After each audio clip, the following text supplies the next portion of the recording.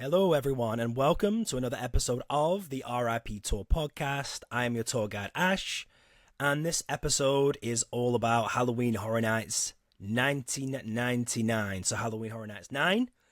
We're stepping back in time again with another history episode. We wanted to get this one out before announcements inevitably start rolling in. We don't want history getting lost in the chaos of announcement season. But this is going to be a fun one, so I can't do this alone. So Tim, are you ready to party like it's 1999? Yes, sir, Prince. Let's go. Hey, quick little thing. For the last couple episodes, I've been saying that Ghostbusters 2, it's the 30th anniversary of that film. It's actually the 35th. So I want to correct myself and make sure I give you all correct facts. So I apologize for that. 35th, not 30th. So that's what I got. I'm good, though. Otherwise, Ash, how are you today, man? Good, man. It's Sunday, so ready for another work week. But, you know it is. I do.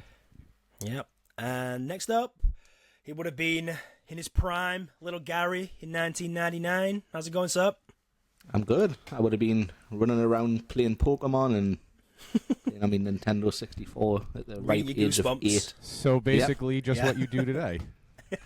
Right. As you can tell by all the toys, yes, definitely. As you can tell, me and Ash are very similar. Yeah. We are just big children. Yep. Kindred spirits. That sounds good to me. Pokemon, reading Goosebumps. I'm all about that. And then finally, Liz, what's going on? Hey, feeling a little old right now because I would have been a freshman in high school in 1999. So, yeah, not quite Pokemon for me. No. But we're talking this. It's got a lot of pop culture references in here that are from 1999, so they all hit. I'm sure, right? Absolutely. Cool. So this is probably going to be a long-ish one. I would assume. We'll see how it pans out, but this is probably going to be the last one for a little bit that we do in one part. We may have to split future ones up into two parts just when we get the icon years. There's just so much information alone about the icons, and then there's just going to be naturally more houses, more mazes, more scare zones to go over. So, but we're not changing the habit, Tim. We're going to send you back in time. You're our resident time traveler in the phone booth. I'm ready.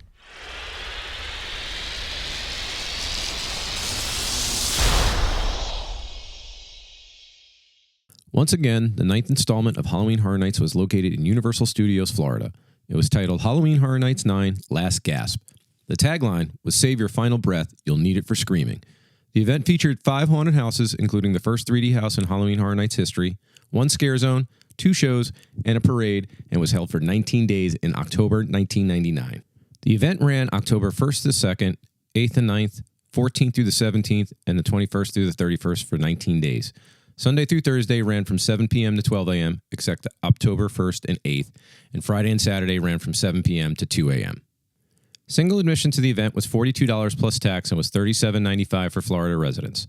It was also $32.95 for Florida residents in advance and $27.95 with a special coupon on 2-liter bottles of Pepsi or a coupon from Taco Bell. The Stay and Scream nightly upgrade was still available, priced at $22.95 for the last 3 weekends and $19.95 for all other days.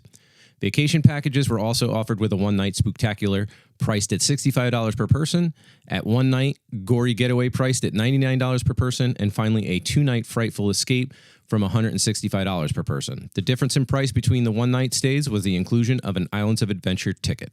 The commercial for the event was a compilation of clips from Halloween Horror Nights and also included mummies for the icon of the event. It was a behind-the-screens look at the event, and it showcased the party atmosphere that guests could experience and clips of scare actors and real guest reactions from the haunted houses. The event guide or event brochure featured Imhotep as the mummy. Eyes and rotting teeth can be seen breaking through the bandages. It also looks like tissue or sinew dripping from the mummy. The words "last gasp" can be seen coming out of the mouth, and the tagline of "Save your last breath, you'll need it for screaming" was at the bottom. The mummified figure takes up the whole front of the guide map, and it looks like it's about to scream. The first house on the list is the first 3D house to ever feature at Halloween Horror Nights and was titled Universal's Creature Features in 3D, located in Nazarman's. The description was, put on your 3D glasses as some of Hollywood's worst nightmares literally jump off the screen of a neighborhood movie theater at Florida's first ever 3D haunted maze. Next was Doomsday, located in the earthquake queue. The brochure read, go on a journey through the warped underground of New York City as the impending arrival of the millennium brings out the worst in the city that never sleeps. The first maze in Soundstage 22 was Insanity.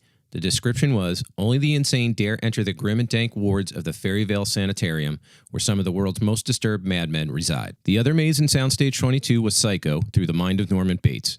The description was, experience the chillingly violent images that torment Norman's soul.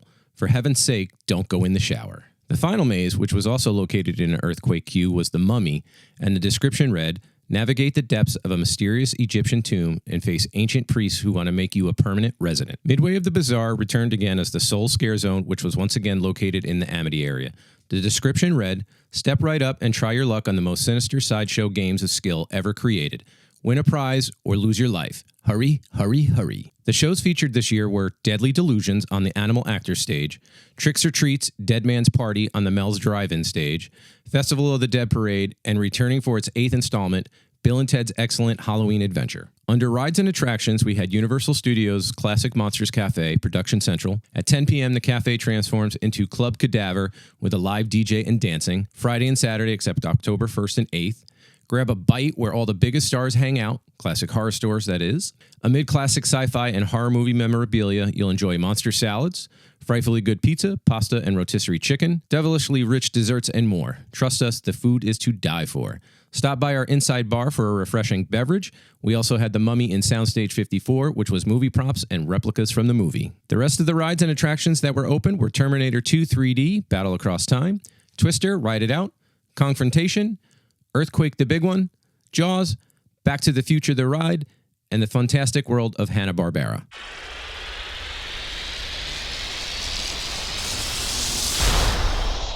Wow, Tim. Tim, you're back again. How was that? It was fantastic, and I just want to say I really enjoyed Bill and Ted's show, so we'll get to that, I'm sure. We will get to that. You hadn't even broken a sweat, Tim. It's like you were there all along. I didn't even realize you were back in time. I mean, you know, I was ancient back then, so, you know. That's a good point, Gary. Think how many air miles you've got right now, you know? Going back, but... Time to cash cool, them in. right. Yeah. Right, let's get straight into it. So this is going to be a big one, like I said. Firstly, we had... I'm not going to say icon. We had more of a sort of mascot, right, which did have a backstory. So this sort of mascot had a backstory for the event. It did tie nicely with the Mummy, Brendan Fraser's The Mummy of this year. So let me just go over a bit of the backstory. So it did have a deep backstory which all revolved around the event mascot and the antagonist Imhotep. This was the high priest of Egypt. Imhotep was infatuated with a woman named Anck-su-namun, which, as we all know, is literally the start of the Mummy, right? However, no other man than the pharaoh could touch her, as she was the pharaoh's chosen wife. So Imhotep decided he would kill the pharaoh, but unfortunately Anck-su-namun had to sacrifice her own life so that Imhotep could resurrect her. Imhotep and his priests went to the city of the dead, Hamunaptra, where they recited the ancient spells that would bring Anck-su-namun's soul back to her body, but the Medjai intervened. The Medjai ordered that Imhotep's priests would be mummified alive and save for Imhotep a most terrible curse. Imhotep would be sentenced to Momdai, which would give him everlasting life, but would be in eternal sleep. Scarab beetles would also eat his flesh. The Medjai had the sarcophagus buried deep, so that Imhotep would never be released again. The Sumerian god Adaru obtained the sarcophagus and brought it to the Universal Studios, Florida. He resurrected Imhotep from his slumber and chose him to take over the 9th annual Halloween Horror Nights. Imhotep would use his newly found dark powers to summon characters such as Norman Bates, inmates from Fairvale Sanitarium, and the Universal Classic Monsters to instill terror on guests. He would transport guests into his Egyptian homeworld, where he awoke his mummified priests and performed live mummifications on those who entered Hamunaptra. So, I'm going to pass this around. So this is basically the story of the Mummy, but this sort of the kind of final bit, instead of what happened in the Mummy, they kind of twisted it over to studios. Let me go the opposite way, Liz. Do you like this story? Does it kind of fit well with the event, do you think, holistically? Yes, and I'm so sad I missed this because I love the Mummy movies. So I feel like I would have been all about this. I'm just really sad. Yeah, Gary? Yeah, I think this sounds really cool, and you can tell that, you know, as we go on, the storytelling at the event is really starting to like blossom, and you can tell the budgets are drastically going up each year. So each year, like from even looking at the last few years, this is sort of one of the first, sort of big production pieces to take something that's sort of like, based around the Mummy type. So I would have all been in for this one. Yeah. And then Tim, I want to get your thoughts as well. And also, do you think that when they said, like, if you step foot in Hamunaptra, do we think, like, stepping into the event was like Hamunaptra, and then the kind of, I don't know, Imhotep was then after us when you step inside? Is that what they're getting at, do you think? I mean, I hope so. That'd be pretty damn cool. I'm with Liz and Gary. I wish I had been at this one because I think the theming is awesome. I love anything that's Mummy, Imhotep. Even though I kind of poo-pooed on the last the Monsters house before, which should have been just called the Mummy house anyway. But I love all that Egyptian lore and stuff. So I think this probably would have been a really fun event. And obviously going back in and seeing all the different things and the shows and stuff, this would have been a fun year. Yeah, I agree. Egyptology is always fun. And then bringing it in, incorporating the movie with sort of an original idea, and then obviously Halloween Horror Nights. Yeah, I'm sad I missed this one. Yeah, so this year's event, as you just said, was known as Halloween Horror Nights 9 Last Gasp. And the tagline was, "Save your final breath, you'll need it for screaming." So how do we feel about that logo that they use that looks like the mummy screaming combined with that tagline? We'll go with Tim first this time. I love this. This is like actual taglines that actually make sense and that are good and coincide with, any marketing that's going with it, especially the picture. I'm just looking at this picture again. I think that's a pretty rad picture to go with that little tagline. So I love it. Yeah. And if you're watching on YouTube, we'll have that picture up so you're seeing it. Yeah. If you're listening, look it up because it's a really cool logo. Yeah. So, well, now let's talk about the ticket prices, and I'll just, have a moment of silence for how affordable it used to be. So a single admission to the event was $44 plus tax, or $37.95 for Florida residents. Oh, I wish. Florida residents could also purchase tickets in advance for $32.95 or $27.95 with a special coupon found on 2-liter bottles of Pepsi or a coupon from Taco Bell. I do remember those days, like the Taco Bell tie-ins. The Stay and Scream nightly upgrade option was available for $22.95 for the last 3 weekends and $19.95 for all other days. They also had vacation packages, which were offered with a one-night spooktacular option for $65 per person, a one-night gory getaway option priced at $99 per person, and finally a 2-night frightful escape option from $165 per person. So the difference in price between the one-night stays was the inclusion of a day ticket to Islands of Adventure. All so affordable. Yeah, I ain't kidding. That pricing is unreal. Yeah, the good Can old I just days. say now, it was $44 plus tax. It's now $40 for the Scream early ticket just to get into the park 2 hours early. So true. Yeah. We've come a long way. Yeah, those Scream earlies are just like the Stay and Scream early are just so good. Even for like a weekend day, you're paying an extra $22 just to stay in the park and go to the event, or during a midweek time, $20 to go to Horror Nights if you got an active daytime. Such a no-brainer. Love it. Yeah, complete steal. Alrighty, so let's go into the event guide. We kind of touched on it. It was sort of the mummy with the wrappings on its face, and it's sort of kind of breaking out with all like the goo and the sinew and the muscle tendons, kind of lilting out of it. I just want to talk about the commercial as well, or lack thereof of a commercial. So we've been in a bit of a stretch now from 5, 6, 7, and 8, that we've had a commercial tied to the theming of it. The commercial for this year, there was no theming of it. It was just sort of a compilation of prior years and just kind of generic scares. and then that usual kind of voice at the end saying Halloween Horror Nights. You can get your tickets at Ticketmaster. So, do you think there's a reason why they didn't go with a theming for this?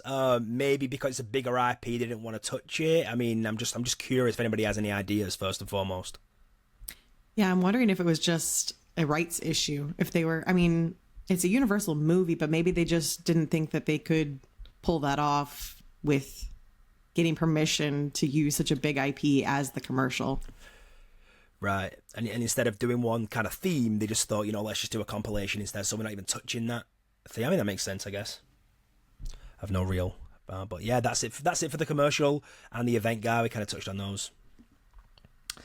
So, on October 1st, 1999, the PR Newswire labelled the event as "The Dead Will Rise and Mad Men Will Rule Beginning Friday the 1st of October at Universal Studios Florida officially unearths Halloween Horror Nights 9 Last Gasp.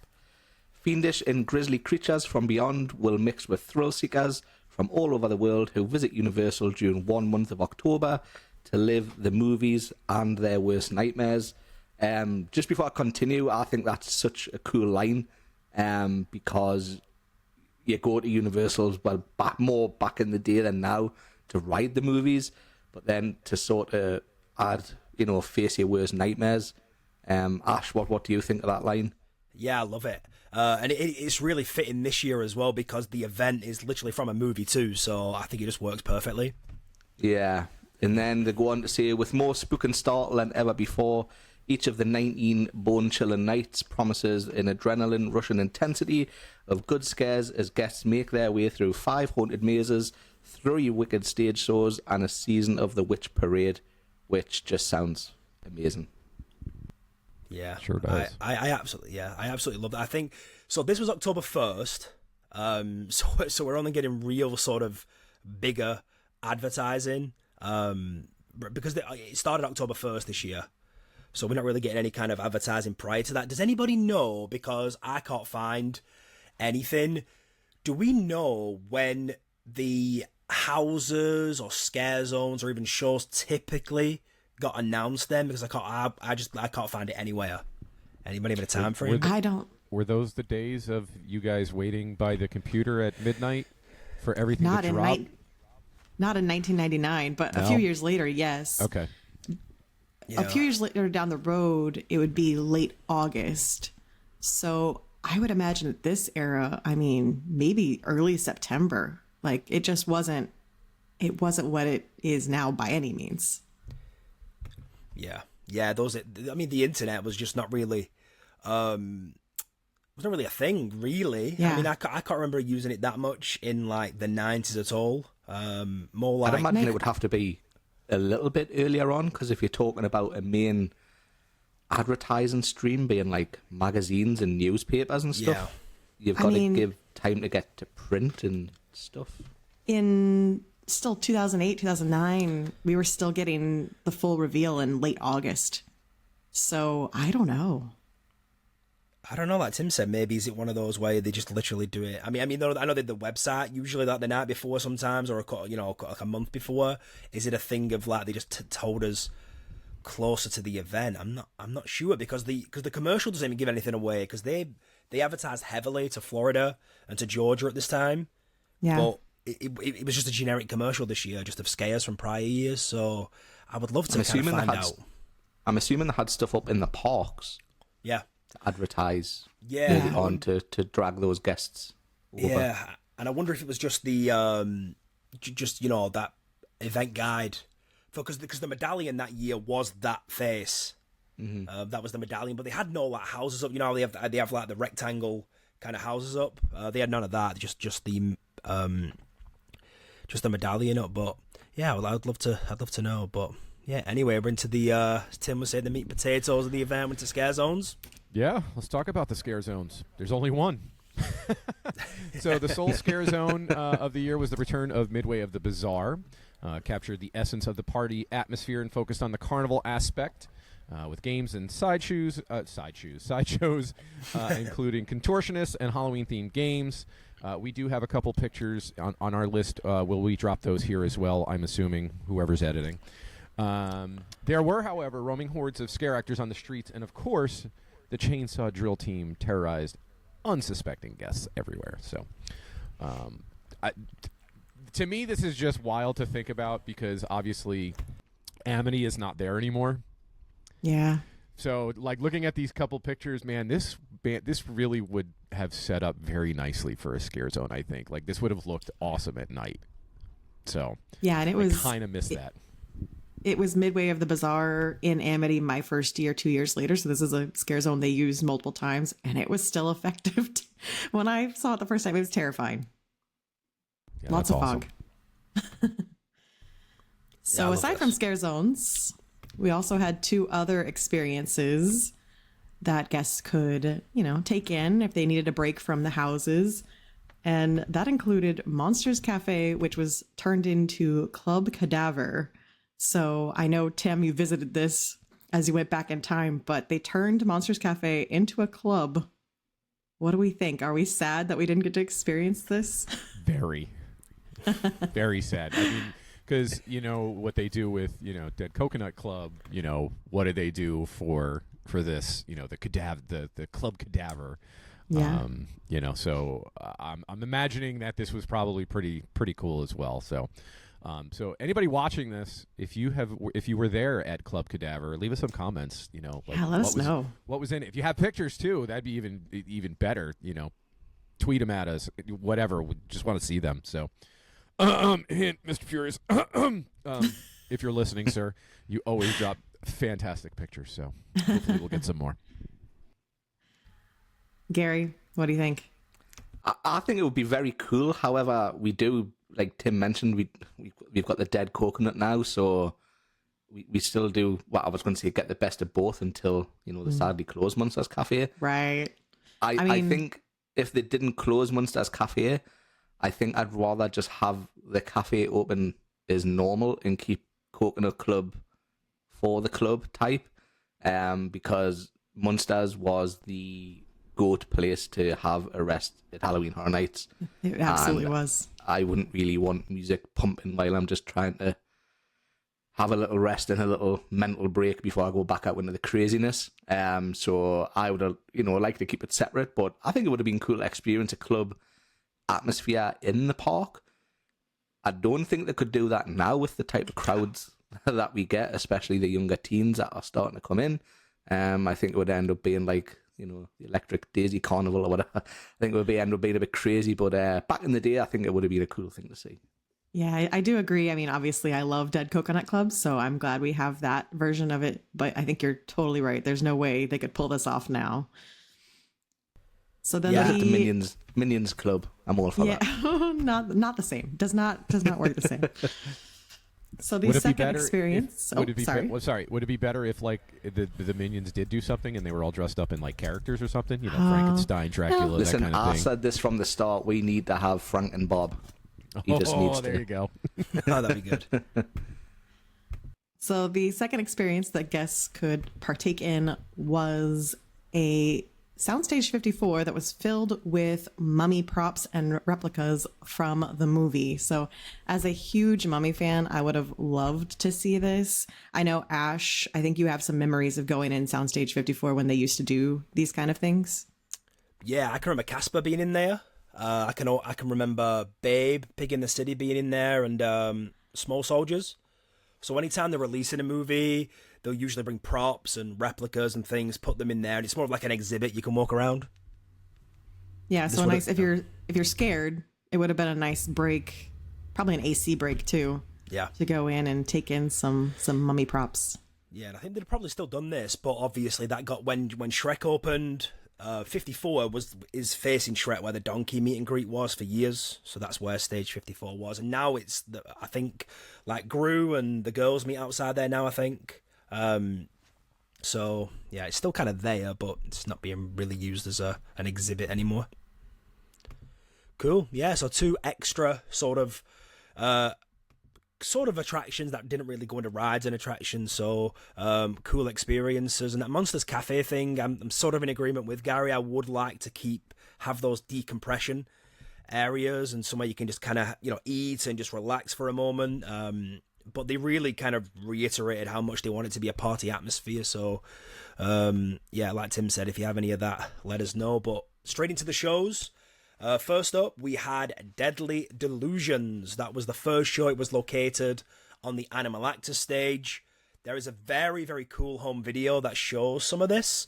Sort of like illusion, magic tricks, and the brochure did label it as "You Won't Believe Your Eyes" as you witness this spellbinding display of effects, magic, and shocking illusions. Again, there are very little accounts of what went on in the show, but we can assume it was like sort of a Halloween spooky version of a magic or illusion show. I'll open it to the floor because in our most recent spec map, we do have something listed at the Animal Actor stage. Liz, Deadly Delusions on that Animal Actor stage or something different? I think it's going to be something different, but No I magic did show? enjoy. Yeah, I mean, it could be a magic show. Obviously that was the placeholder in that spot for many years was magic shows and animal actors, and I did enjoy watching that home movie of the little bit of Snope that was falling down on the audience. I think that could be fun. But yeah, I could see a magic show going in there again. Yeah, I mean, magic shows just don't really do much to me. I guess if it's sort of Halloween themed, I could probably get on board, but again, this would be more of just a pit stop, just to rest and relax. But Gary, magic shows. I'm like you, hit and miss. Again, if it was in like now, it's going to be the whole nightmare fuel thing where you can't just turn up and just have a sit down like you could a few years ago. Now it's going to be like you've got a queue 45 minutes before. You've then got to sit for another 15 minutes before the show starts. So it's like taking a huge chunk out of your night. I can imagine this one back in 1999. You could turn up 10 minutes before the show. You could just sit down, watch a show and leave. Now, any show that's a sit-down show is going to take a huge chunk out of your night, which is one of the reasons I've never bothered to watch Nightmare Fuel yet. The Lagoon show, kind of different because you just walk up to a spot and watch it and you're allowed in while the show's happening, or you can watch the show from maybe just outside of Central Park. But sit-down shows, for me, it would have to be really good for me to want to really see that show. Yeah, no, I agree completely. Tim, did you like this kind of different type of show as opposed to like the kind of dance troupes we've had recently? Yeah, I'm all about a magic show. That'd be kind of cool. It's something different, well, at least we haven't seen it in present day in a very long time. But again, we'll get into some other things that I feel like should come back, but can't operationally, unfortunately, because of how big this event is. So I don't know. I'm still thinking about that little picture on the map, and it's just that that castle, the turret, and it had the reel. So I I don't think this is a magician show or a magic show or anything like that. But I would be down for it, especially if it was really good. Yeah, So. maybe a new pop culture show. Who knows? Yeah. So the next show was Trick or Treats, not to be confused with Tim's favourite movie, Trick or Treat. Dead Man's Party was located on Mel's driving stage. There's not that much information on this show, but it would have been the same theme as the rock and roll shows from previous years. The brochure tagline read, "Your front row centre as a heavy metal band of hideous creatures takes to the stage in a live show of Munster rock, grunge, and madness." Liz, would you be front and centre? Well, I don't know if this would be my cup of tea. However, I did see in that home video a very familiar archway that we've been walking under the past few years. It's that neon Halloween Horror Nights sign was used during this concert. So that was cool to see it back in action in 1999 and know that they brought that out of the archives for the recent years. Ash, would you be in the mosh pit? Oh yeah, I love the fact that you kind of talked about it a moment ago, Gary. Like the shows now, you've got to get there 15 minutes early. You're waiting; it takes forever to get out. These ones, you can literally roll up with a beer. You don't necessarily need to be front and center, but you can kind of get a good spot, just like the Carnage Return show. Just kind of rock up, kind of pick a little spot, and just enjoy it as you're moving from one maybe scare zone to another. So I'm all for this. Just kind of having that going on while you're walking around the streets. Yeah, bring this back. I'd love this. So Tim, do you think they could pull this off in this day and age? Yes, I still think they could pull this off. Where, I don't know, but I still think they can. Just like Ash said, and then I'm not going to mention who was out on that, that street stage for a couple of years, but it was so nice to be able to do exactly what Ash said. You have a beer, you're going to stop and check it out for a little while. I'm not cornered to be here and stuck in like an amphitheater, for 30, 40 minutes. I can just watch this for about 10 minutes and then just move along, keep going, hitting houses, scare zones, whatever it may be. It would be fantastic. It's like bringing the party atmosphere back again. This is part of it, like the bands, the music, that kind of thing.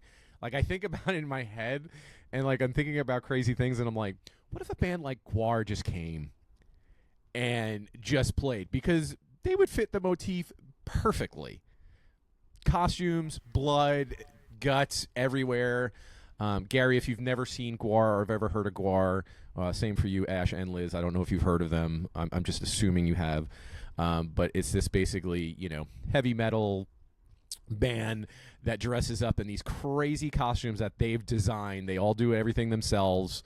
They've got a warehouse of stuff, and then they usually just bring out, like, they've made guests, they come out and kill the president, or they kill this person, politically based kind of stuff. I just think this would be like a fun thing. And I'm not saying bring Gwar to the show, or to HHN, but like something like that would just be fun. Yeah. Yeah, I'm down.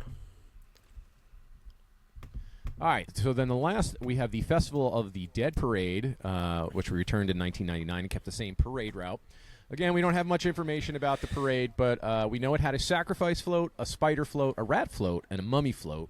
And then also the snake float was re-added, and it was subtitled The Season of the Witch. So I just mentioned a little bit earlier how some things I would love to have come back, but operationally I don't think it is even possible, or it's going to be an absolute logistics nightmare to try and pull this off. I think this would be fantastic. It was kind of cool. Somebody tell me what the scare zone was where we got the actual like floats in the zone. What the hell zone was that? Sweet's Revenge. Yeah, Sweet's Revenge. Sorry. That was sick. So like if we were able to get like a parade like that in, that would be fantastic. But again, I think because there's 5 scare zones scattered over the park, and there's so many like mini stages and props and everything, I think it's just a nightmare to try and figure out how you fit a parade in between all of that, on top of the thousands of people that are now showing up every night for HHN. But it'd be fun. What do you guys think? Yeah, Ash? Yeah, logistical nightmare. There's just no way it could be worse with the foot traffic now. Even if we had the amount of shows that they had this year, where people are in the Fear Factor stage, where people are in the Animal Actor stage, where people are kind of located at the Mel's Driving stage. It's just there's just no possible way. But I wish I could have seen this one. Season of the Witch sounds pretty cool. Nothing to do with Halloween, obviously, but yeah, I like the vibe. Still awesome. What about you, Liz? Yeah, and speaking of that Sweet's Revenge, I recognized that float from Sweet's Revenge in this 1999 parade. Yep. So, you learn stuff all the time. Here I am. I feel like I'm a pretty decent Halloween Horror Nights historian, and watching that video, I was like, oh, I know that float. So Easter eggs. Yeah, I wish I could have seen a parade. I did attend years where they had parades and somehow missed it. Never saw it. So did either one of you ever see a parade? Ash? No, I did not see a parade. Okay. I know Liz says no. Okay. Nope. I was just curious. And then Gary, what do you think about the parade? I would love to see a parade. Even a few years ago, it wasn't a parade, but it was incorporated into a scare zone. We had the Purge, where they came with the box truck and the motorbikes, and they kidnapped the fake guest. Even now, it would be an absolute nightmare to try and do something like that. But I was watching one of my old videos a few weeks back, and I was just thinking, how cool was that to just be walking along the street? It wasn't. I don't think there was a time that it happened. It just randomly happened, and just to be walking along the street to catch it, the immersiveness of that scare zone. I think we don't get that anymore. And it was just so cool to see the motorbikes going up and down the cobbled street by transformers, and enough room for the box truck to turn around and stuff. I think we would love to see something like that back, but with the crowds, it's just impossible. So I think that's what the scare zones are lacking, that immersiveness now. It's more of a, I don't want to say it, but it's more of a photo op now, isn't it, in the scare zones, really? Yeah. Yeah, that's a great point. Well, that brings us to the huge show from this era of Halloween Horror Nights. Of course, Bill and Ted's Excellent Halloween Adventure. So everyone get comfy. I'm going to be talking for a little bit. We're going to go through this show, which was absolutely hilarious. Tim, I'm so jealous that you got to see this in person, but let's run through it. So Bill and Ted's Excellent Halloween Adventure 8 was again located at the Wild West stage, and the title of the show was Bill and Ted's Shagadelic Halloween Adventure. The show starts with Michelle and Jim from American Pie wandering on stage and making the infamous "this one time at band camp" joke before running off stage. As per tradition, "We Will Rock You" by Queen kicked off the show, but it was soon cut off by an announcement saying that Bill and Ted went missing from this location 1 year ago. A girl holding a flashlight to her face appears on stage and is revealed to be Heather from the Blair Witch Project, which was, of course, huge at the time. Wild Wild West by Will Smith begins to play, and a spotlight reveals Will Smith and a group of backup dancers who perform part of the dance from the music video. As their performance ends, Bill and Ted's infamous time-traveling phone booth appears, but instead of Bill and Ted, Dr. Evil emerges from the phone booth, taunting the audience with, "Were you expecting someone else?" He then tells the audience his evil plans. He's going to hold the audience captive for ransom money in order to fund his own terrible animated films and take over the world. So there we go. That's our introduction to Bill and Ted's 8. We've got the plot set up. Let's start with Tim, since he was there. Yes. What'd you think of this intro? This was just so awesome because of all the pop culture references.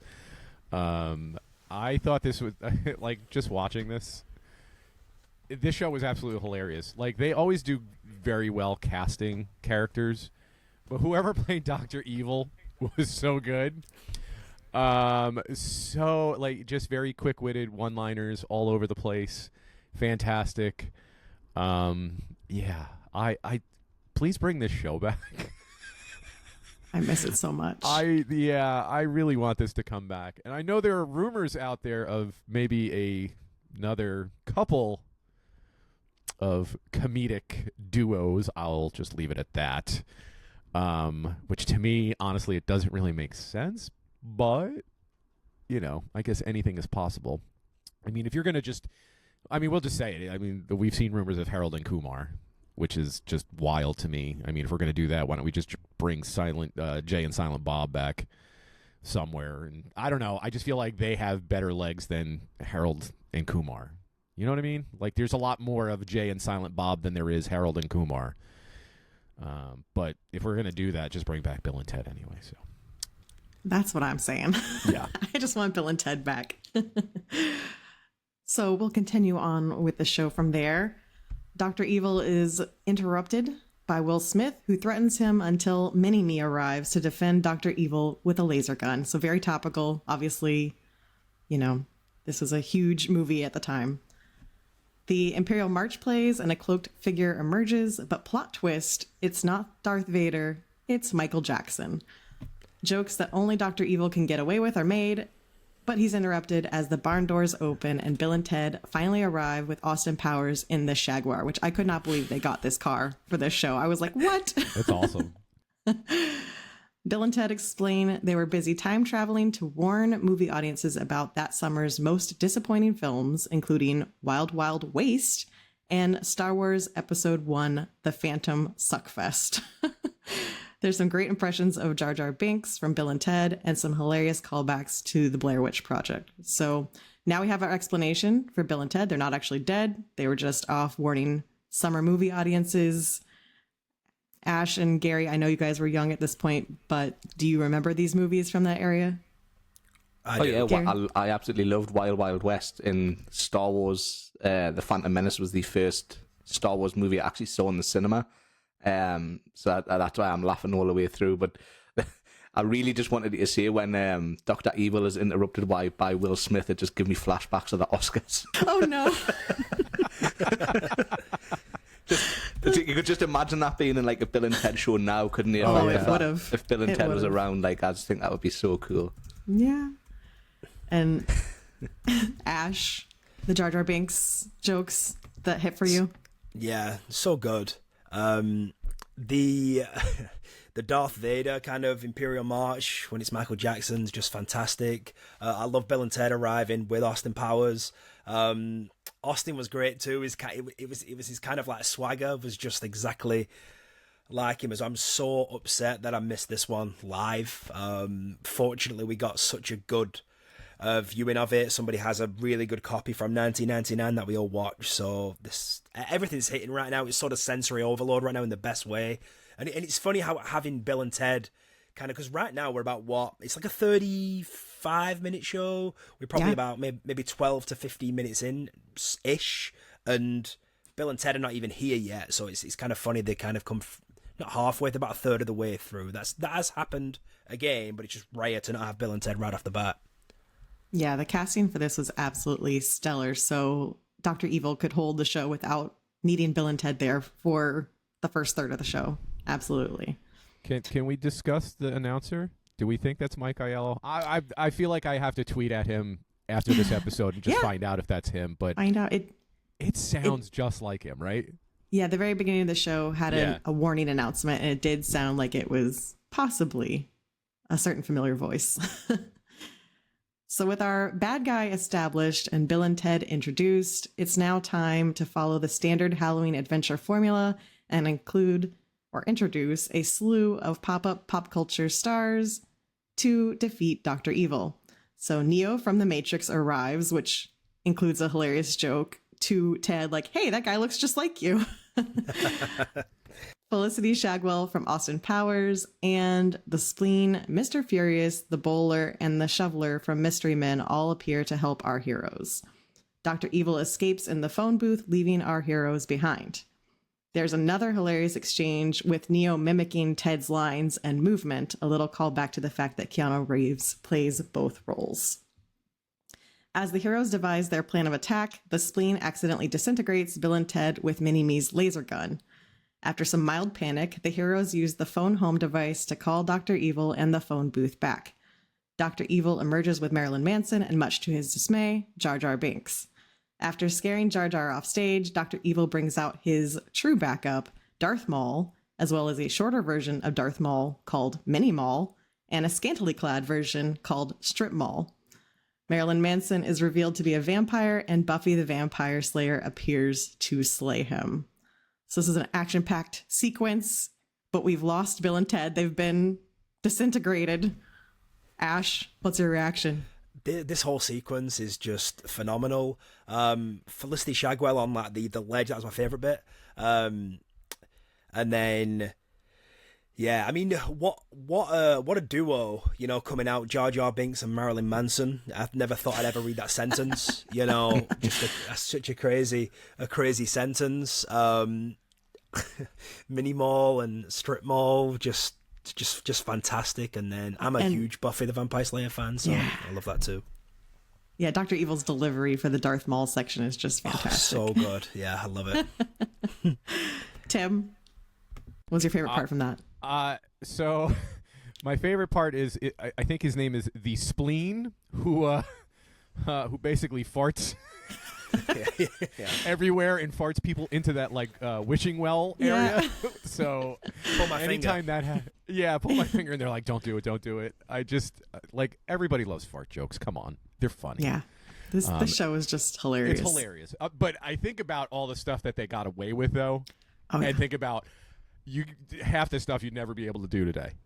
Yeah. This is okay. Just to make everyone feel old, this was 25 years ago. Woo. Wow. Yeah, I know, it hurts.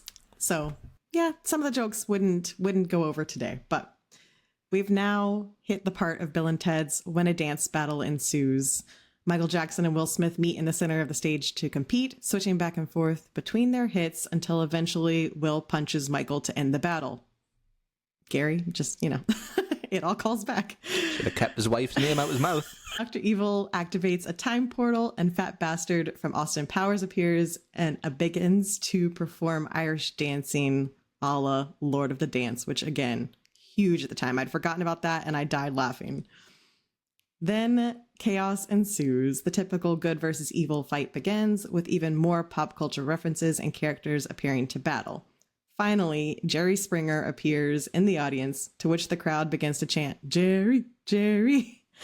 Jerry Springer gives a quick recap to the show and then provides a eulogy for Bill and Ted. And let me tell you, the casting for Jerry Springer, perfect, top notch. Mm-hmm. But wait, the phone booth appears and Yoda emerges with Bill and Ted, who explain their reappearance with, "Dude, strike us down and we'll return more excellent than you could ever possibly imagine." Jerry Springer prompts Dr. Evil to reveal to Bill that he's Bill's father, but in true Jerry Springer show fashion, Bill grabs a chair and attacks Dr. Evil, causing all the heroes and villains to fight each other. Security breaks up the fight, and Jerry tries to repair things by saying, "We're all one happy Halloween family. Can't we all be excellent to ourselves and to each other?" Bill has a change of heart and begins to end the show, but then realizes they need to get the celebrities back to where they came from. Dr. Evil volunteers to help and starts to perform the time warp from Rocky Horror Picture Show, much to Ash's delight.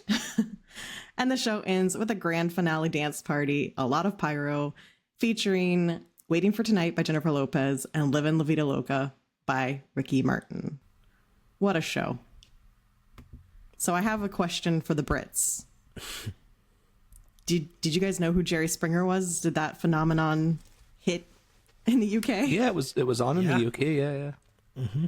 Okay, because obviously it was huge at this era. That's why the audience all started chanting, like, we do have a British version as well. Really? Yeah, called Jeremy Kyle. Yeah. Which was with a lot more redneck, I'd want to say. Would you agree, Ash? Yeah, oh, for sure. Yeah. Yeah. Actually, fun fact, I was in the audience once for a Jeremy Kyle show. No way. I honestly, I used to, you know your Skybox guy where you can record stuff. I recorded the episode that I was on, and it cut to me in the audience, and I've still got it. I've still got it saved on my mum's kind of DVR, whatever it's called.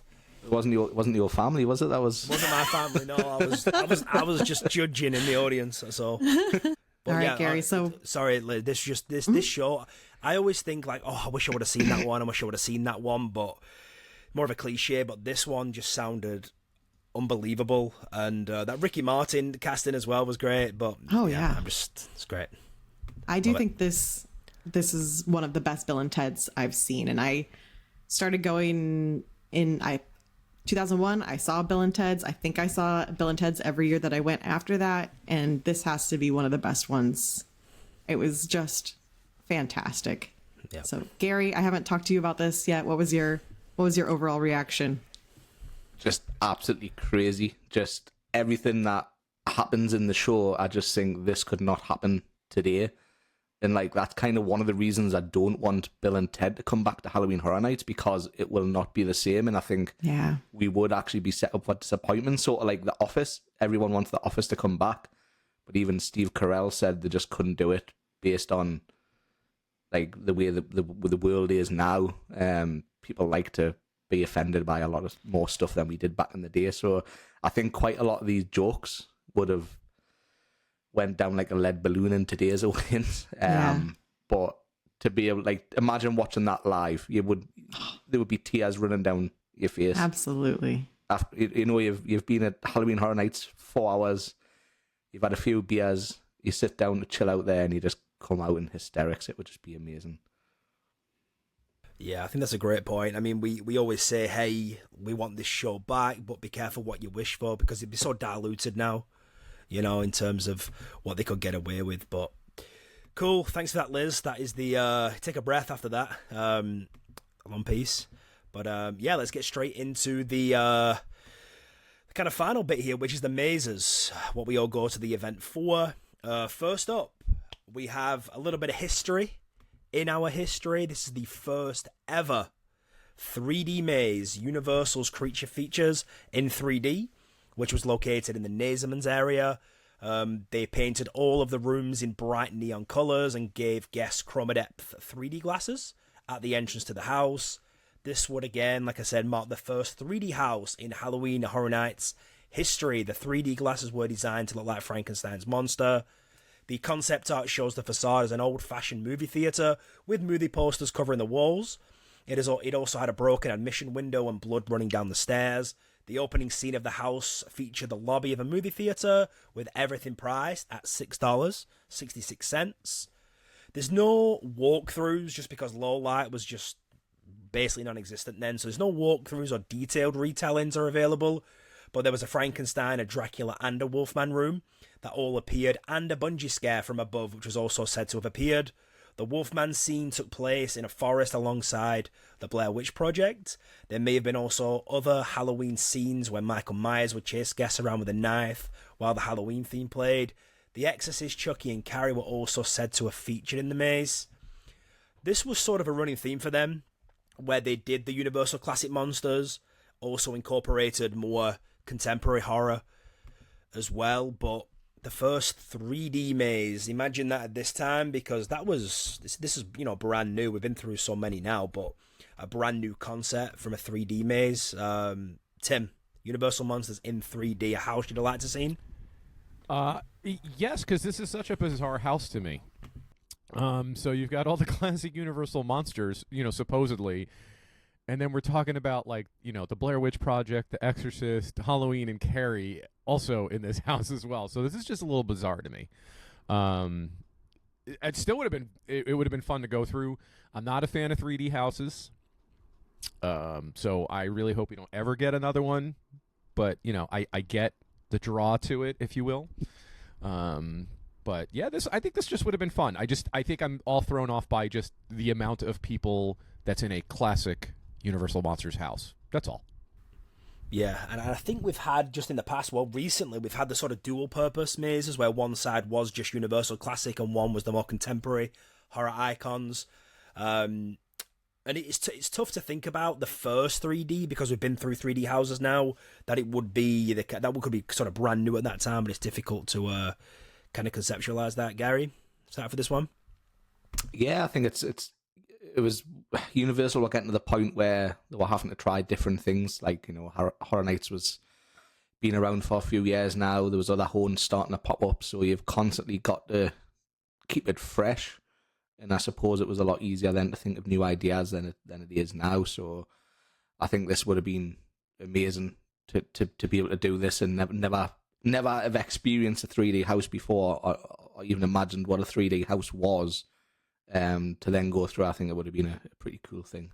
Yeah, I think it would have just been sensory overload. I do wish that Universal had a bit foresight and did a walkthrough of each house with the lights on, just for stock footage, just for a archive, and just have them on their website or be able to buy a copy somewhere where you just could use it for reference and nostalgia. Yeah, no, I agree as well, because a lot of the information we get from this sort of time period are sort of like concept art, and not necessarily kind of walkthroughs with lights on. That would have been perfect for crazy people like us who love kind of seeing this history. And what about Freshman Liz in 99? How is the 3D maze for Liz?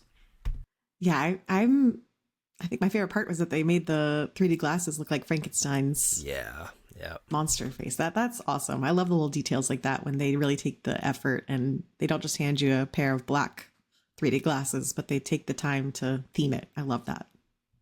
Yeah. No, I'm sad I missed this one. Anything Universal Monsters, I'm all for anyway. But yeah, that was Universal's Creature Features in 3D. So the next house was titled Doomsday, and it was located in the Earthquake Queue. As Y2K was approaching, Universal wanted to play on the scare of the new millennium, with electronics failing and the fear of nuclear warheads destroying the world. That was a very prominent thing around 1999, where we all thought the world was going to end. Doomsday centered around the aftermath of these events, the story that was a large number of people fled to New York City underground to hide from the turn of the millennium, with the worst and strongest attacking anyone passing through to defend their territory. Like the early years, only a few details apart from the photos that really do exist. At one point, guests walk through a subway scattered with blood splatters and zombie scare actors reaching for them through the windows. There was a sanctuary and a church room with dummies in pews praying. Near the end, the robed scare actors were shown to be demons, and the heat was cranked up to symbolize the guests going to hell. To me, this sounds like a mix of Blood Moon with the praying people in robes and what was that? Descendants. What was that house we had? Descendants Sorry, of Destruction. Yes, it sounds like a mashup of that. Ash, what do you think about this one? Do you know what's funny? I've literally got here on my WordPad, Blood Moon Dark Offerings meets Descendants of Destruction. So that's exactly what it sounds like. And I love Descendants. I would probably put in the last sort of, let's just say 5 years, for example, or 5 events, I'd put probably Descendants probably in around my top 5-ish. I really enjoyed that one. Yeah, I love this sort of dystopian take on what would happen after the Y2K. I kind of love the ending as well, where the heat was cranked up and it's sort of like, well, everybody's dead now, you know, you're all going to hell sort of thing, so you kind of don't survive it, which I think is a cool, pretty nice take on it, like we have with Depths of Fear at the end. Liz, would you have been rushing to queue up for this one? Yeah, I think the concept always works, right? Doomsday, what happens, and showing that, I mean, I guess there's some zombified people in this, but also just that humans can be the scariest thing, right? So just pulling on that fear, and it really was a big deal in 1999. I remember being a little nervous as the clock struck midnight, but the only part I wouldn't like in this was the heat at the end, because that's the last thing I want walking through a Halloween Horror Nights house, is being even hotter. So Tim, as we've seen in most recent years, they've tried to stay away from things that are happening in real life based on houses. You know, we've seen houses cancelled and stuff like that. Could you see them doing something like this now, or is this totally, you know, back in the day kind of thing? This is a back in the day thing. They'll never do anything that has to do with anything that's current events ever again, because we've had things that were set up and then events in the world happen and they had to cancel and scale back a lot of things. You know, especially, you know, talking about 9/11 and stuff like that. I think it's fantastic though that they took this, was like, hey, we have a real fear of this, but let's turn it into a haunted house. And I could imagine half the people building this house have actually got a fear of it happening as well, so it adds another layer of fear to the event. All them doomsday preppers out there, right? All right, so we're moving on to Insanity, which was in Soundstage 22, and was an interesting one because even though it was an original, it was set in Fairvale Sanitarium, the same location as Psycho, the IP that shared the soundstage. This was also said to be the precursor or inspiration for the Psycho Scarapy franchise. From a detailed account, guests were pulsed through this maze. First room was a reception area, checking you into the sanitarium. Line for the Psycho house would also go through this room, though that house would leave this room through a different exit. In the next room, the doors were shut and the lights were turned off, leaving the guests in darkness. I'd be done right there. Like the whole being in total darkness, just, you know, it doesn't matter. You could put that in any house. I'm going to freak out. An animal could be heard growling, and then a shot of air or equivalent was shot across the guest's legs. However, this part was scrapped quickly after it was taking too long, which is a shame. How many times have we gone through houses, they've done something, it's fantastic, and then it's gone for the rest of the, you know, the event because something happened or it's just not working properly or whatever. So guests then entered cell block 2 with multiple doors, and a scare actor popping out of one of them, and then they would enter tunnels where the line would momentarily split into two. Next to two large mirrors, after the line rejoined, guests would enter the laundry room with multiple washing machines. Guests would then enter the guard room where there was an incline. Next was the hanging room with twitching body bags suspended with scare actors jumping out as you were distracted looking up. That'd be pretty sick. Next, guests would enter the infirmary and into the Green Mile, where scare actors would shout and intimidate guests from behind chain-link fences. The finale was called the Execution Chamber and had numerous scare actors and dummies. At the end of the house, guests got electrocuted. One room was decorated with large, glow-in-the-dark tarot cards such as Death, the Hanged Man, and the Devil. To me, this sounds like a wild house, honestly. I think this would have been a real fun one to go through, especially just because of that whole reality thing. You know, obviously, they're taking it to the extreme. Like, there's no way any of this is happening, but what if? You know, at that time, just like Liz said, it was kind of a huge thing. What was going to happen when midnight struck on New Year's Eve 1999 into 2000. I think a lot of it, and we kind of were discussing early before we got on here, that it was mainly, what we're talking about, like, banks and stuff like that, not necessarily the end of the world, but, that kind of like technical side. It's just more of an inconvenience, things. right? Yeah. So Ash, I'll pass it to you. What are your thoughts about this whole house and their take of something that, kind of was current events? Yeah, I love this. Psychoscarapy is one of my favorite sort of, I put in quote mark, franchises that they've done. I think the Pulsed, just because they stopped doing the shot of air and the complete darkness, they did this part because they pulsed people so they could locate people in one spot, do what they needed to do and move them on. I get it was taking too long. They've got to, for logistics and ops, they've got to keep people moving. The chain link fence part of it would have been great because you would have been intimidated by all these, I guess, big, menacing people. And then there's obviously going to be, gaps in those fences where they can come out and get you. So this is playing on all the senses. I'd have loved to have seen this one. And there's a reason things like sanitariums, asylums work so well. They are cliche, they're used a lot, but they work. That's why. So Ash, do you think with that whole like chain link fence, you're walking through and people just yelling at you, do you think these were triggers, or do you think this was actually people just saying whatever they wanted to say at you? Like, obviously, I don't know if we have any, firsthand, reports from anybody if they've seen this or went through this, but I'd be curious if this was actually triggers or they actually got to just like keep yelling and saying things to people. See, I think they're going to be yelling. I think it's going to be them yelling. They probably had, I guess, some sort of, lines they could have said, but I think it all depends on the people who walk through as well, so interacting with them. They probably had some improv about it as well, and probably said a lot of things back then that they definitely could not say today. So, there you go. Agreed. Liz, what do you think about this house? Yeah, I think it definitely calls back to houses that I remember, including Psychoscarapy and Hellgate Prison. Like, it just feels like a precursor to those.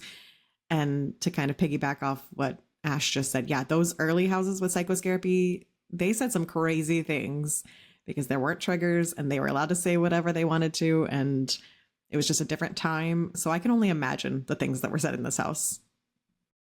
I would love to have heard them, honestly. I think it'd be funny. Gary, what do you think about this one? It sounds fantastic. I love houses that play on the senses, because you've got horror stuff where you're scared of like horror movies, but stuff like being engrossed in the dark is a real fear. I love houses that make you feel like you're high up, houses that make you feel you're walking on water, houses that make you feel like you're off balance. That sort of thing is real fears for people. So I think sometimes that is a lot more effective than somebody jumping out dressed as a demon type thing. So that one room that we all know in Graveyard Games, that was pitch black, that had the 3D audio. The sound wasn't just coming from one place. It was coming from all around. It was 3D, and I thought that was such an effective scare because all it did was turn the lights off. They didn't have to do anything other than put you in a room with no lights, and I thought that was such an effective scare. So stuff like that really does get to me. So I think this would have been high up on like the sort of scare factor. Nice. Absolutely. Yeah, I agree. So the other maze that was located in Soundstage 22 was Psycho Through the Mind of Norman Bates. This is the first time Psycho had returned to the event since HHN 3 and 4. So the walkthrough for this house started in the same room as Insanity, but guests entered through the rotating tunnel, Tim's absolute favorite. Guests would then walk down a corridor with stuff in face that looked like tentacles, meant to demonstrate the disturbed mind of Norman Bates. Zombie-like creatures attacked in this space, and then the next room was dark, again with the plastic stuff in face hanging from the ceiling. Guests then entered a room filled with knives dangling from the ceiling, reflecting strobe lights in different directions. Characters dressed all in black would scare between the knives, which we've seen that tactic used in houses, and it's always super effective, so I can imagine that just being terrifying. From there, guests walk through a room called Mother's Closet with long racks covered in copies of Norman's mother's dress with rocking chairs and more dresses that looked like they were floating with many Norman's mother's scare actors there. The next room featured roughly 2,000 illuminated eyeballs staring at the guests from the blacked out suits of multiple scare actors. Guests then entered a corridor with shower curtains obscuring the knife-wielding Norman on one side and a waterfall on the other. The Norman zombies return in this room, jumping out with knives from behind the waterfall.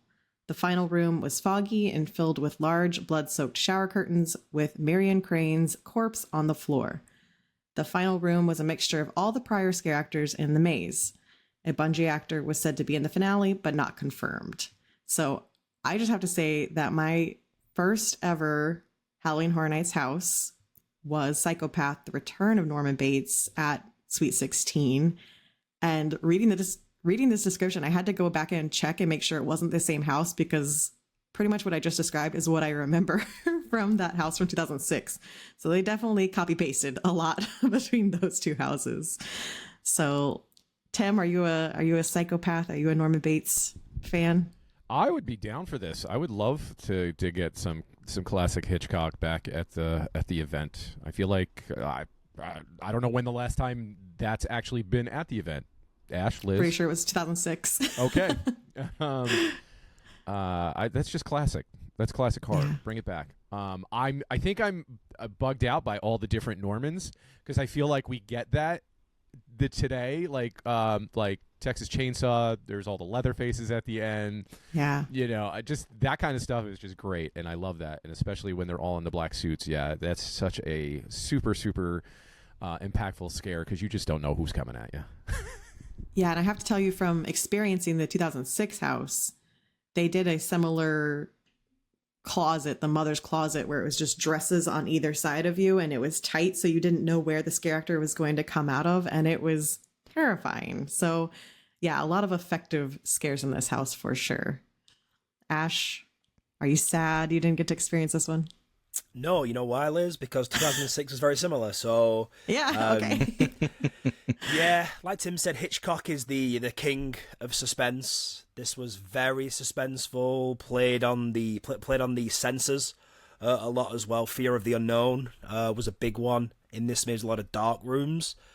I love just in general this soundstage, how you entered in similar places, went one way to Insanity, one way to Psycho. So yeah, cool. I'd like to see this one, but although 16 was very, very similar. Very similar. Gary, Psychopath. I love it.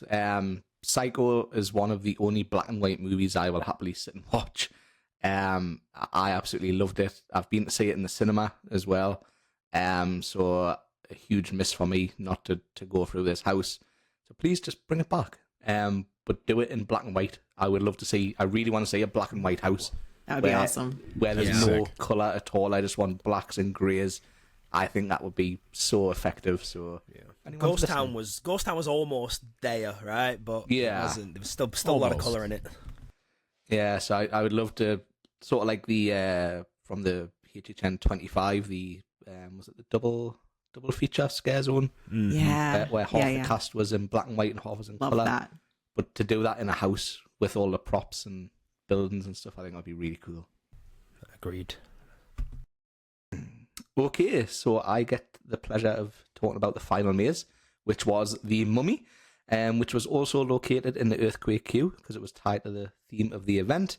We have a lot of pictures from the maze and some really good shots of the different forms of the Imhotep, but not much description when it comes. So I'm sure Liz will maybe pop a couple of pictures in. Guest entered through the rotten Egyptian temple facade. Concept art and pictures showed an embalming room filled with bloody corpses and a scare actor portraying the priest of Anubis, who was removing the organs of the victim before the mummification process. Thanks for including all those words, Ash. Confirmed in the maze was a dog face with dog face warrior scare actor, torture scenes, live mummifications in a room with scarab beetles, and finally, can't even pronounce that, Ash, different forms of the Imhotep. I'm so bad at reading under pressure. I'm a massive avid book reader, but when I'm under pressure, Ash just likes to complicate things with long words. So, anyway, Liz, The Mummy, what do you think?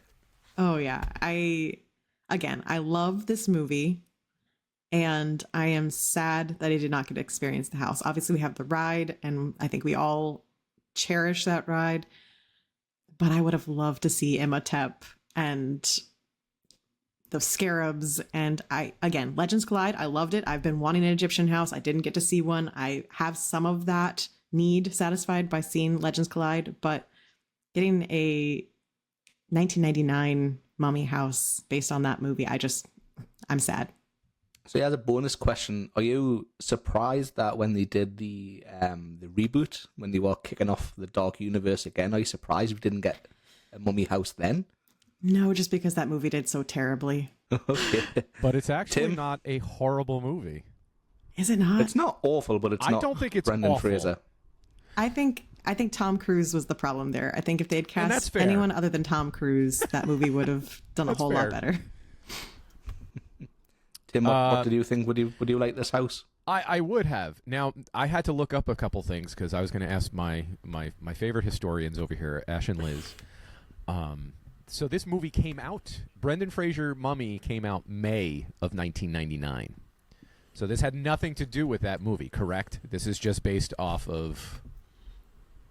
I did see a little bit of a walkthrough, and it looked like an actor that looked like Imhotep from the movie. So I'm pretty sure it was based, at least partially on the movie. And then my next question, when was the ride? When did that open? That was like 2004. Yeah, So that was later. Yeah, it was, Okay. it was later. Yeah. I was just curious, but I'm all about it. I'd like Egyptian lore and the stories that I feel are very, very horror based. Yeah. Just because it's just some of the stuff is just crazy and way out there. So to see this in a house, I'm all about it. Bring it back. Last but not least, Ash. Yeah, the curse, it's real. Actually, Tim, you could be Reggie. Actually, you got the red hat on. Yeah. So, yeah, You get come on. Tim of Fez. Yeah. Yeah, what's not to love about this? I love the movie. Revenge of the Mummy, such a good attraction. Even more so now they've given it, a little refurb.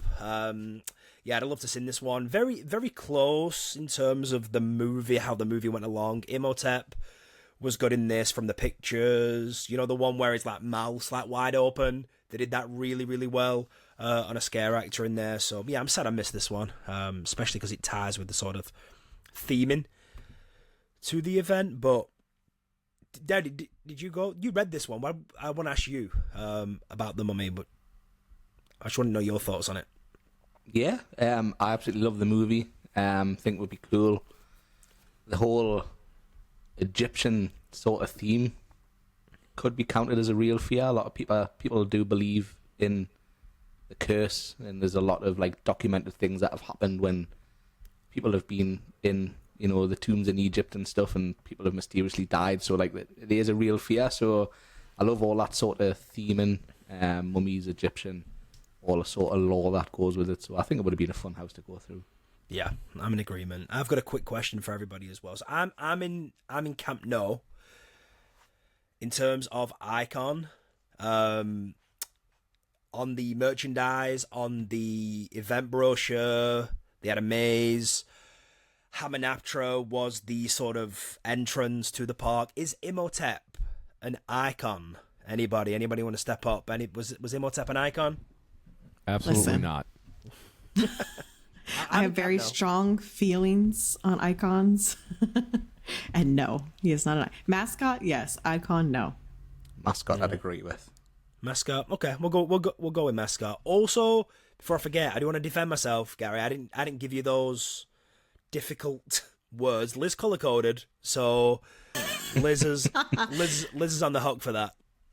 But that's fine Sure. because she gave herself the Bill and Ted, which was Exactly. 6 pages long. So Yeah, Liz is the resident Bill and Ted taker now, so you've got that. But that's it. 1999 is done in the books. I think it was a very solid year, accompanied by some great shows, great sort of atmosphere, aesthetic too. So definitely one of those first 10-year maze that I'd love to have seen. A little bit sad because I would have been in Orlando at this time.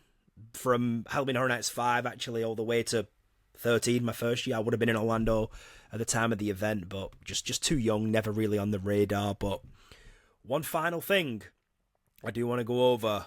They started doing surveys, okay? So think now we're getting into the icon era. After a full night of screams and scares at Halloween Horror Nights 9, guests exiting the park were met with team members completing surveys about their experiences. Now, one question on there the guests were asked is, what is your biggest fear? Okay, so Liz, you're not allowed to answer. Anybody know what came out as number 1? It's clowns. It's gotta be. Horror Nights 10. You know what's coming. I'm just not going to say it because I'm not going to spoil it. But isn't that the first appearance of somebody? Right? As an icon. Correct. I mean, he's been in. Yep. Yeah. So, yes, That's first that's appearance Sorry. next year. We're Yeah. going to be in the icon era now from Halloween Horror Nights 10 all the way through 21. With a little bit of mascots along the way, but yeah, we're going to get into a really, really big stretch now of icons. But before we get this wrapped up, anybody have anything else they want to go over from the event? Anything I may have missed? Anything you want to elaborate on? Speak now. Or Imhotep will get you. Didn't know where I was going with that, but Take your souls. take your souls, yeah. Not even the Nice. Magi can save you I'm now. good, bro. I got me cup of coffee, so I'm good. Pretty soon, I can imagine announcements start coming now. Maybe this week, maybe the following week, possibly. I do think we'll get one before March ends. We've got a couple of episodes coming, including maybe a game show. We'll see. We've done one with Luke before, so maybe a game show coming down the line. But that's pretty much it. Anyway, Tim, where can people find us? Well, they can find us at RIP Tour Podcast on Twitter, Instagram. We have a Spreadshirt. We have a Discord. We have YouTube. We have TikTok. I think that's it. We have Threads, but we never use it. So Yeah, we used it for 45 minutes one day, I think. So If yeah, that. we do have a Threads. Yeah, 30 minutes one day. But yeah, we've got some nice little designs coming down the pipeline as well. Don't want to dig too deeper here, but those will be on the horizons. New buttons, new merch coming. But yeah, thick and fast, these announcements will start coming. Halloween Horror Nights will soon be here, and that's about it. So from all of us, we appreciate you listening. Give us a like, subscribe if you enjoyed the episode. But from all of us, bye. Bye. Bye.